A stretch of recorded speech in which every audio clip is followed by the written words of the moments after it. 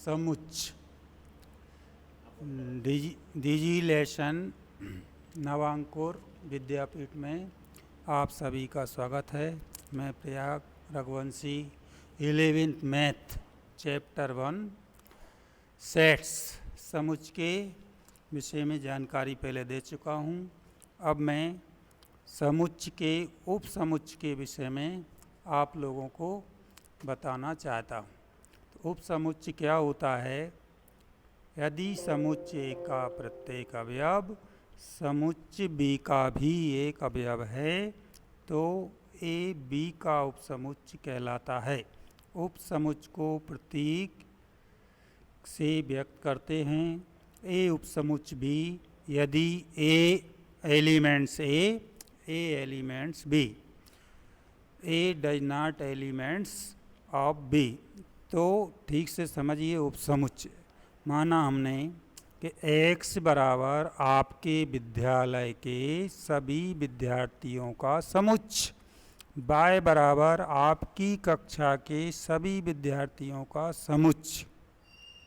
इसके विषय आपके विद्यालय के सभी विद्यार्थियों का समुच्च और आपकी कक्षा के सभी विद्यार्थियों का समुच्च। तो x y का उपसमुच्च है, क्योंकि जो x है वो विद्यालय के सभी विद्यार्थी हैं और y आपकी कक्षा के सभी विद्यार्थी हैं।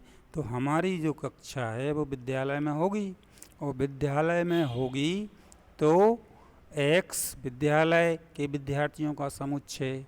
तो x सबसेट्स ऑफ y। ठीक, जैसे दूसरा उदाहरण है, तो a के जो एलिमेंट्स हैं 1 2 3 4 और b के जो एलिमेंट्स हैं 2 3 4 5।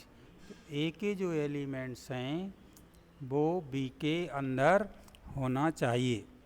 a के एलिमेंट्स अगर b के अंदर नहीं हैं, a के जो अवयव हैं वो पूरे पूरे b के भी अवयव हों तो a उपसमुच्च भी होता है। a के जो अवयव हैं वो b के भी अवयव हों तो a उपसमुच्च भी होता है। उपसमुच्च में हमेशा ये ध्यान रखना है कि a के एलिमेंट्स ऑफ b, तो a के जो अवयव हैं वो b के भी अवयव हों तो a उपसमुच्च भी होता है। उपसमुच्च में हमेशा ध्यान रखना है कि y का प्रत्येक अवयव x का भी एक अवयव है। हम कहते हैं कि y x का एक उपसमुच्च है।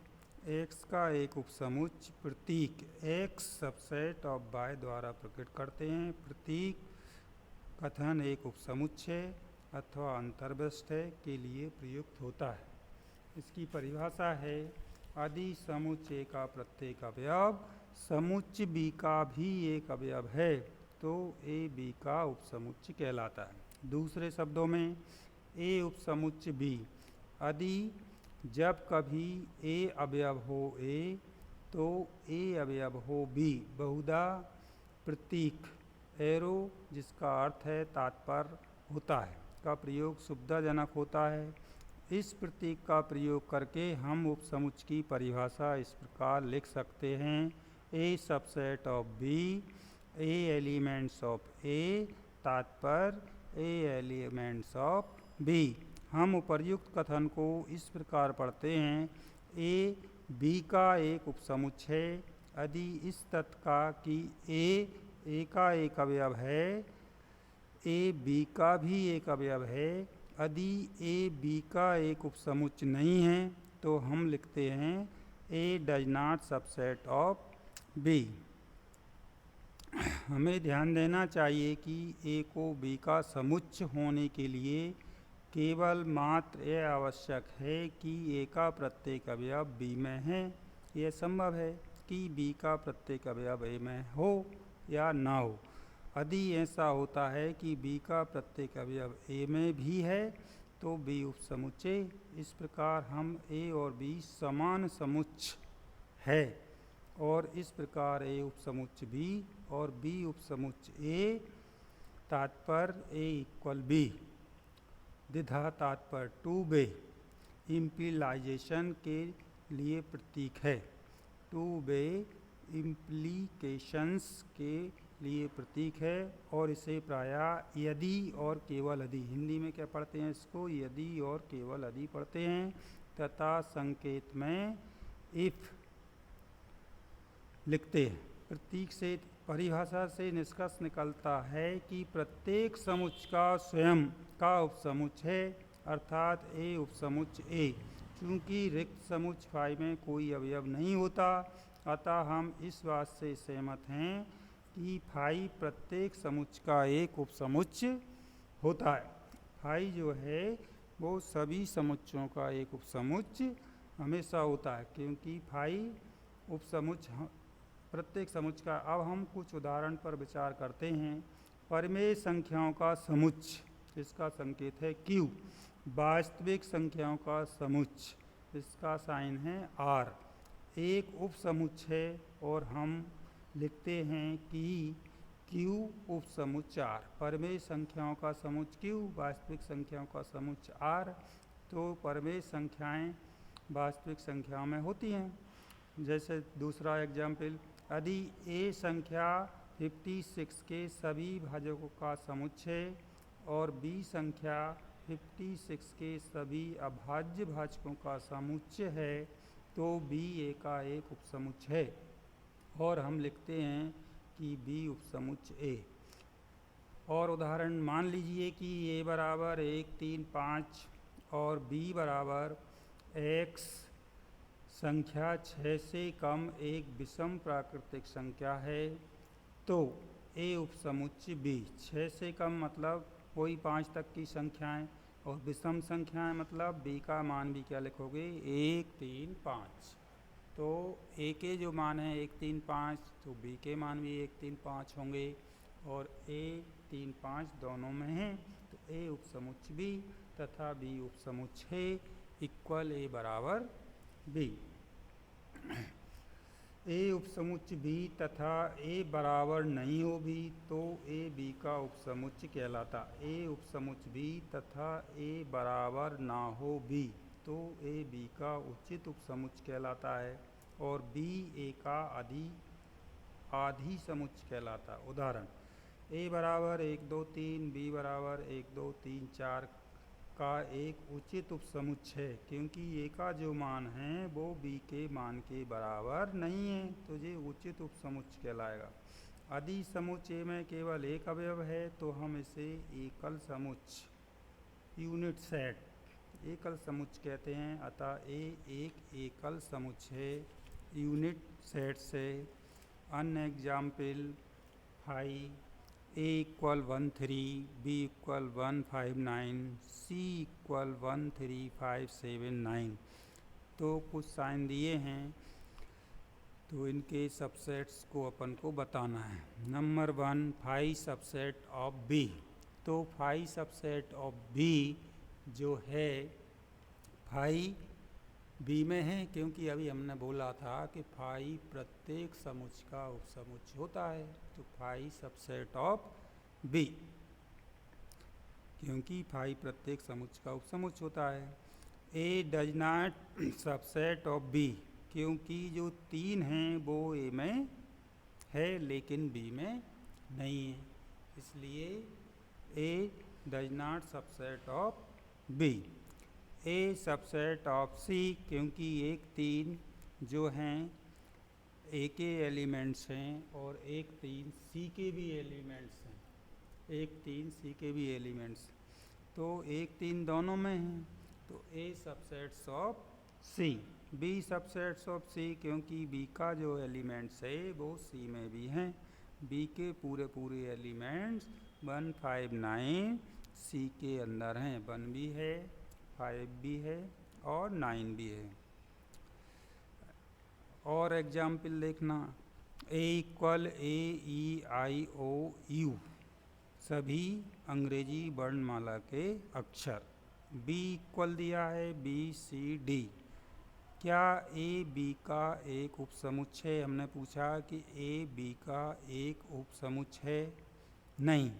क्यों नहीं है कि A B का उपसमुच्चय नहीं है? क्यों नहीं है?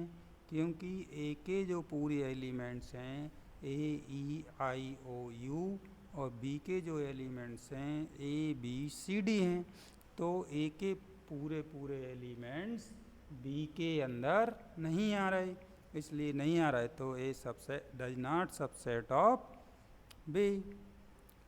और एग्जाम्पल, माना ए बी और सी तीन समुच्चय हैं, यदि A elements of B, B subset of C, तो क्या यह कथन ट्रू होगा कि ए सबसेट ऑफ सी? यदि नहीं तो एक उदाहरण दीजिए। अब इसको सॉल्व करने के लिए मान लीजिए कि ए की वैल्यू 1, बी की वैल्यू 1 और 2 और सी की वैल्यू 1 2 3। स्पष्ट यहाँ A elements of B, A का जो अवयव है वो बी है, क्योंकि A equal 1, B subset of C, B के जो एलिमेंट्स हैं वो सी के अंदर हैं, सत्य है। परंतु ए डज नॉट सबसेट ऑफ सी, क्योंकि एक एलिमेंट्स ऑफ ए और एक जो एलिमेंट्स है डज नॉट सी, नोट कीजिए किसी समुच्चय का एक अवयव उस समुच्चय का उपसमुच्चय नहीं हो सकता। इस बात को ध्यान से देखना, नोट, किसी समुच्चय का एक अवयव उस समुच्चय का उपसमुच्चय नहीं हो सकता, क्योंकि ए में सिर्फ एक ही है, तो सी के अंदर वो पूरे होना था 1 2 3, ए के अंदर भी क्या होना था 1 2 3, तो ए डज नॉट सबसेट ऑफ सी। वास्तविक संख्याओं का समुच्चय, वास्तविक संख्याओं का समुच्चय, जैसा कि अनुच्छेद 16 से स्पष्ट है कि समुच्चय आर के बहुत से महत्वपूर्ण उपसमुच्चय हैं, उनमें से कुछ के नाम हम नीचे दे रहे हैं। प्राकृतिक संख्याओं का समुच्चय, नेचुरल नंबर सेट एन, तो नेचुरल नंबर 1 से स्टार्ट होती हैं, 1 2 3 4 5 अप टू इन्फिनिटी। पूर्णांकों का समुच्चय, इसका साइन है जेड, इंटीजर्स, जेड इक्वल -3 -2 -1 0 1 2 3, तो इंटीजर्स पूर्णांक में क्या आती हैं? 0 भी आती है, प्लस की संख्याएं भी आती हैं और माइनस की संख्याएं भी आती हैं। परिमेय संख्याओं का समुच्चय, इसको क्यू से व्यक्त करते हैं, रैशनल नंबर, परिमेय मतलब rational number, Q equal x subset x P upon Q, तो जो बटे में जो संख्या रहती हैं अपॉन में, वो रैशनल नंबर वो होती हैं, परिमेय संख्या होती हैं। पी और Q belongs to Z, Q does not equal to 0, जिसको हम इस प्रकार पढ़ते हैं कि उन सभी संख्याओं x का उपसमुच्चय इस प्रकार है कि x भागफल p अपॉन q के बराबर है, जहाँ p और q पूर्णांक हैं और q शून्य नहीं है। q के अवयव में ऋण 5, जिसे ऋण 5/1 से प्रदर्शित किया जा सकता है, 5/7 3 सही 1/2, जिसे 7/2 से प्रदर्शित किया जाता है, और -11/3 आदि सम्मिलित है। अपरिमेय संख्याओं का समुच्चय, जिसे टी से निरूपित करते हैं, शेष अन्य वास्तविक संख्याओं परिमेय संख्याओं को छोड़कर से मिलकर बनता है। अंतराल आर के उपसमुच्चय के रूप में, अंतराल भी 4 तरह के होते हैं। नंबर 1, विवृत अंतराल, तो विवृत अंतराल का साइन होता है बाय, जबकि a is less then y is less then b, और इसको हम छोटे ब्रैकेट के अंदर लिखते हैं, y बराबर a is less then y is less then b, विवृत अंतराल, और इसको हम छोटे ब्रैकेट के अंदर लिखते हैं, छोटे ब्रैकेट के अंदर लिखते हैं, छोटे ब्रैकेट के अंदर a और b द्वारा निरूपित करते हैं, निरूपित करते हैं। इसके बाद दूसरा होता है समृत अंतराल। समृत अंतराल का जो साइन है वो बड़े कोष्ठक के अंदर ए बी द्वारा निरूपित करते हैं, और ए बी इक्वल होता है a is less than equal x is less than equal b, मतलब ए और बी को दोनों को बड़े कोष्ठक के अंदर अपन को लिखना पड़ता है। इसके बाद तीसरा ए अंतर्भ्रष्ट किंतु भी अवर्जित। ए अंतर्भ्रष्ट, इसको पढ़ते हैं एक खुला अंतराल। एक खुला अंतराल में क्या रहता है, ए के साइड बड़ा कोष्ठक और बी के साइड छोटा कोष्ठक, और इसका जो साइन होता है equal x, A is less than equal X is less than B. मतलब ए के बाद छोटा है बराबर का निशान और एक्स के बाद सिर्फ छोटा है। तो इसका मतलब है ए से बी तक एक खुला अंतराल है जिसमें ए अंतर्भ्रष्ट है किंतु बी अवर्जित है। ए को सम्मिलित करना है और बी को सम्मिलित नहीं करना है।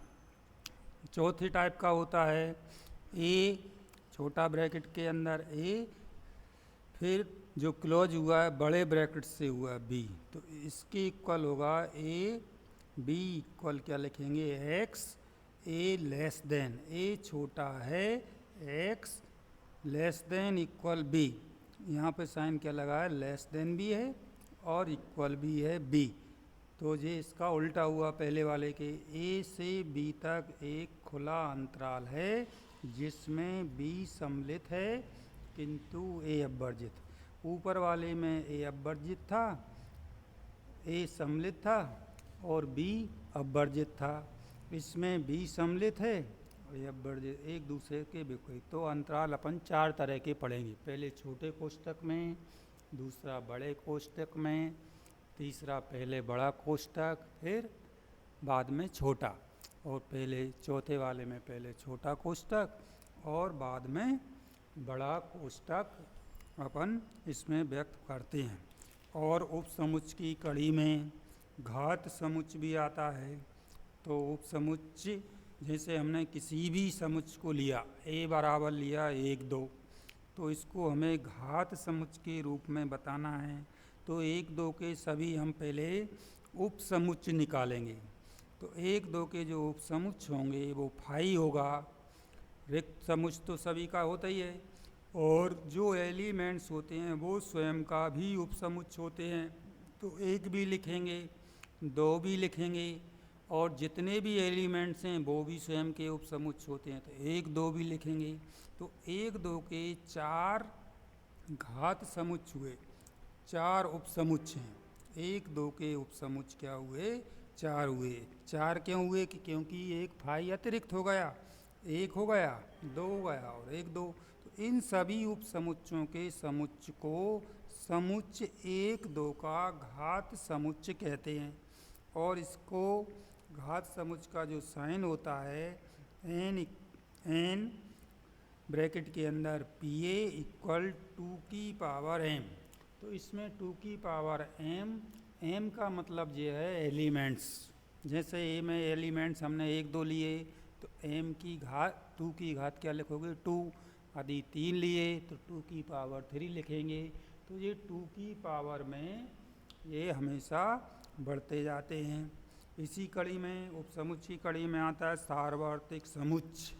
तो सार्वत्रिक समुच्च को भी इसी में समझना है। सामान्यतः किसी विशेष संदर्भ में हम एक आधारभूत समुच्च के अवयवों और उपसमुच्चों पर विचार करना पड़ता है जो कि उस विशेष संदर्भ में प्रासंगिक होते हैं। उदाहरण के लिए संख्या प्रणाली का अध्ययन करते समय हमें प्राकृतिक संख्याओं के समुच्च और उनके उपसमुच्चों में रुचि होती है, जैसे अभाज्य संख्याओं का समुच्च, सम संख्याओं का समुच्च इत्यादि। ये आधारभूत समुच्च सार्वत्रिक समुच्च कहलाता है। ये सभी जैसे सम संख्याओं का समुच्च, प्राकृतिक अभाज्य संख्याओं का समुच्च, तो ये आधारभूत समुच्च क्या कहलाएगा, इनका सार्वत्रिक समुच्च कहलाता है। उदाहरण के लिए पूर्णांकों के समुच्च z के लिए परमेय संख्याओं का समुच्च q एक सार्वत्रिक समुच्च हो सकता है। यदि वास्तविक संख्याओं का समुच्च r भी एक सार्वत्रिक समुच्च हो सकता है। एक अन्य उदाहरण में मानव जनसंख्या अध्ययन के लिए विश्व के समस्त मानव का समुच्च सार्वत्रिक समुच्च कहलाता है। सार्वत्रिक समुच्च के बाद हम पढ़ेंगे वेन आरेख। इसे ठीक से समझना। वेन आरेख समुच्चयों के बीच अधिकांश संबंध को वेन आरेख द्वारा निरूपित किया जा सकता है, जिन्हें वेन आरेख कहते हैं। किसी सार्वत्रिक समुच्चय को प्रायः एक आयत, जो आयत बना हुआ देखें फिगर में, इसको यू सार्वत्रिक समुच्चय, यू को सार्वत्रिक समुच्चय कहेंगे, है ना। और इसके जो सबसेट आएंगे उप समुच्चय, इसको ए से व्यक्त किया तो अंदर गोल बना के लिखा हुआ है। उप समुच्चयों को एक वृत्त द्वारा प्रदर्शित करते हैं। वेन आरेख का नाम अंग्रेजी तर्कशास्त्री जॉन वेन 1834 से 1883 के नाम पर रखा गया है। तो जॉन वेन ने ये पद्धति बताई थी, इसलिए इन समुच्चयों को वेन आरेख द्वारा भी हम कैसे विभक्त कर सकते हैं तो ये चीज़ भी हमको इसमें वेन आरेख द्वारा समझ सकते हैं। समुच्चयों का सम्मिलन, इसका मतलब है यूनियन ऑफ सेट। ये बहुत सरल चीज़ है, यूनियन ऑफ सेट। तो यूनियन ऑफ सेट का मतलब है, माना कि ए और बी कोई दो समुच्चय हैं।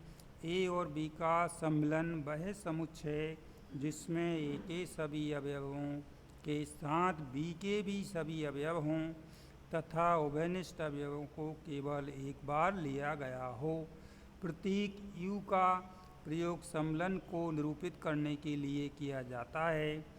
प्रतीकात्मक रूप में हम ए यूनियन बी लिखते हैं और इसे ए सम्मिलन बी पढ़ते हैं। एग्जाम्पल के लिए, माना कि ए की जो एलिमेंट्स हैं वो 1, 2, 4, 6, 8 और बी के एलिमेंट्स 6, 8, 10, 12। तो ए यूनियन बी क्या होगा, 2 से स्टार्ट करेंगे, 2 लिखेंगे, फिर उसके नेक्स्ट नंबर दोनों में क्या है 4 है, फिर दोनों में क्या है 6 है, फिर 8 है, फिर 10 है, फिर 12 है। तो ए यूनियन बी की वैल्यू क्या हो जाएगी 2, 4, 6, 8, 10, 12। तो इस सीरियल में अपन इनको लिख देंगे। किसी भी समुच्चयों के सम्मिलन या यूनियन जो हैं वो सभी सिंगल लिखना है। जैसे ए के एलिमेंट्स लिख दिए तो बी में जो फिर से रिपीट हो रहे हैं उनको नहीं लिखना है, जो नहीं आए हैं उनको ही लिखना है। तो कोई भी जो एलिमेंट से अवयव है वो इसमें डबल रिपीट नहीं होना चाहिए। तो ए यूनियन बी क्या लिखेंगे 2, 4, 6, 8, 10, 12। तो कोई भी वर्ड्स इसमें देखो रिपीट नहीं हुआ है, तो ए यूनियन बी में कोई भी वर्ड्स को रिपीट नहीं करना है। नेक्स्ट एग्जाम्पल, ए की वैल्यू दी है AEIOU अंग्रेजी वर्णमाला के लेटर, और बी की वैल्यू दी है AIU। तो ए यूनियन बी इक्वल क्या आएगा, ए आएगा, क्योंकि इसको सॉल्व करेंगे तो ए के पूरे एलिमेंट्स और इसके अलावा बी के एलिमेंट्स, तो बी में भी वही एलिमेंट्स हैं AIU और ए में भी वो भी एलिमेंट्स हैं AIU हैं। इसलिए इसका जो सॉल्यूशन आएगा A union B equal A element A set, A union B equal A set.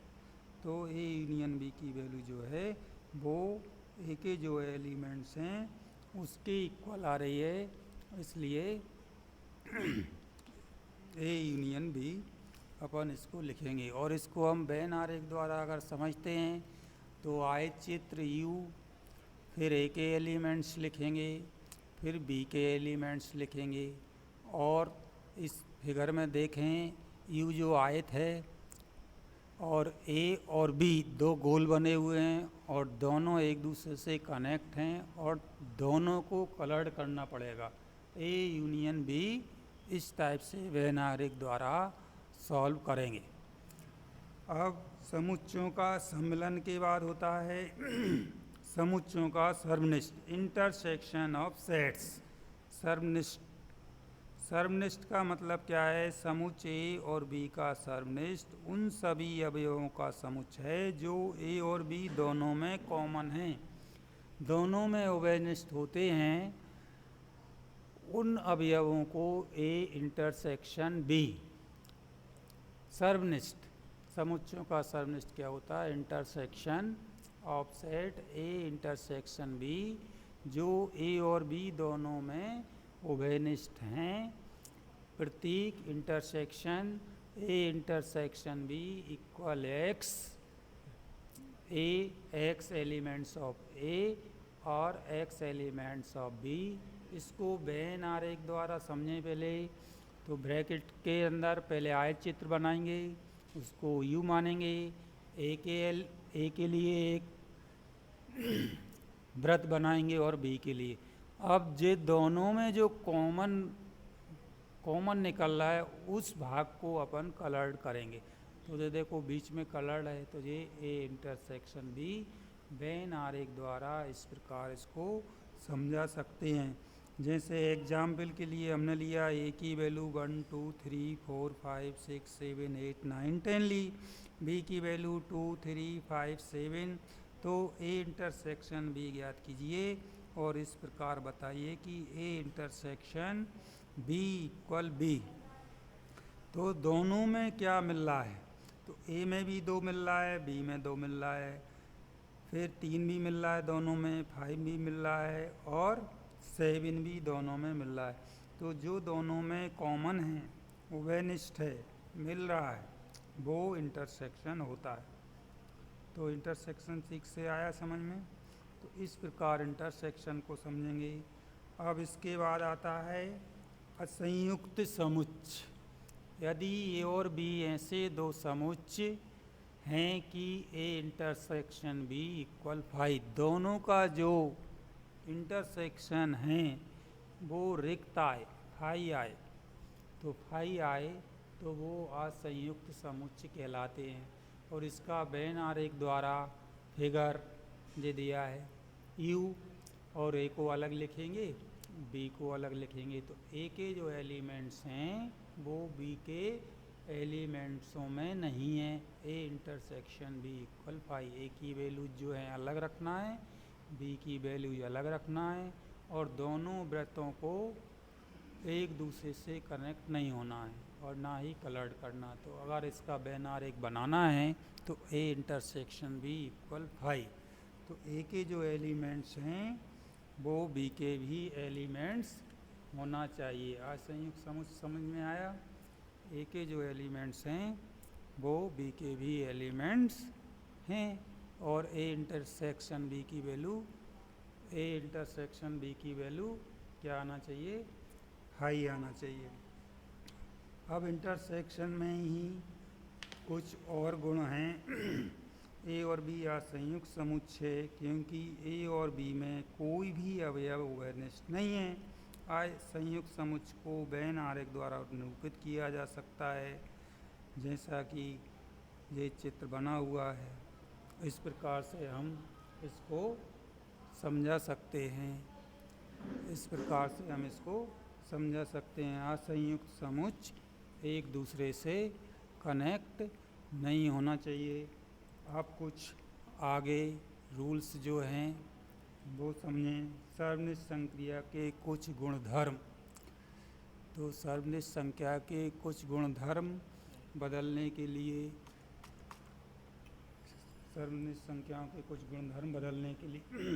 गुणधर्म इस प्रकार हैं। नंबर 1, ए इंटरसेक्शन बी संक्रिया के गुणधर्म।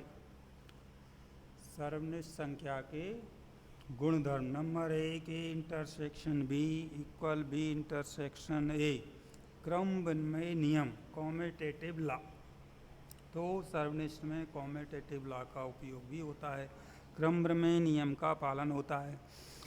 Second, A intersection B bracket के अंदर और इंटरसेक्शन सी इक्वल क्या होता है? ए इंटरसेक्शन ब्रैकेट के अंदर बी इंटरसेक्शन सी, साहचर्य नियम, इंग्लिश में एसोसिएटिव लॉ, इसका भी यूज होता है इंटरसेक्शन में। Third, phi intersection A equal phi, इसको ध्यान से समझना, phi intersection A equal phi होता है। U intersection A equal A होता है। तो ये यू और फाई और यू के रूल से होता है। और फोर्थ है ए इंटरसेक्शन ए इक्वल ए, ये वर्गसम नियम है। फिफ्थ ए इंटरसेक्शन ब्रैकेट के अंदर B union C equal bracket के अंदर A intersection B union A intersection C. ये बंटन नियम या वितरण नियम इसके उपयोग से बताया है। अब इसके बाद आता है समुच्चयों का अंतर। समुच्चयों ए और बी का अंतर उन अवयवों से है जो ए में हैं किंतु बी में नहीं है।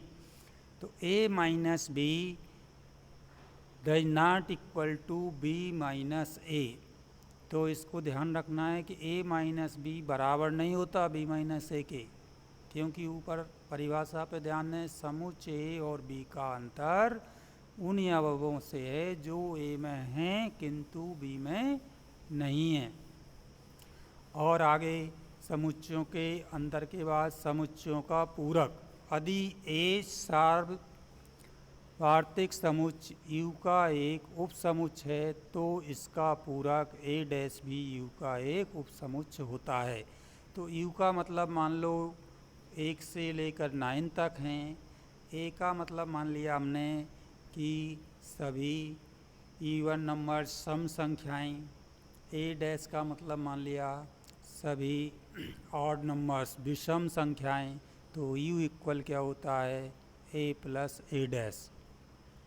तो सार्वत्रिक समुच्चय यू इक्वल क्या हो जाएगा ए प्लस ए डैश। सार्वत्रिक समुच्चय का मतलब यूनिवर्सल सेट। तो यूनिवर्सल सेट इक्वल होता है ए प्लस ए डैश।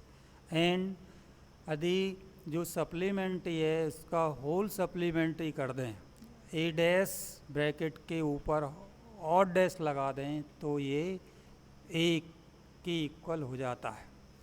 होल डैश डैश का होल डैश निकालेंगे तो वो ए के इक्वल हो जाता है। दो समुच्चयों के समलन और सर्वनिष्ठ पर आधारित व्यवहारिक पृष्ठ।